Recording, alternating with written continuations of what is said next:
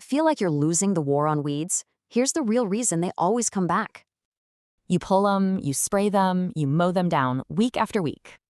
But a few weeks later, boom, they're back. So frustrating, right? But what if I told you the weeds themselves aren't the real enemy here? Here's the big secret. Weeds are just a symptom of a much bigger problem. Weeds win because your yard is basically their perfect home. Let's break down why. First up, your soil is a massive seed bank, just full of dormant weed seeds. Seriously, we're talking thousands of seeds per square meter, just waiting.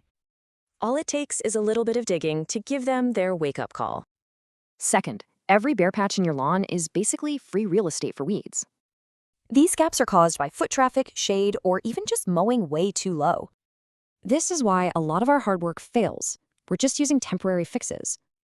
Think about it. When you pull the top, you're leaving the root behind to just regrow. And finally, your routine could be the problem. Are you actually helping your weeds grow? Frequent shallow watering is great for weeds. Deep watering builds a stronger lawn that fights back.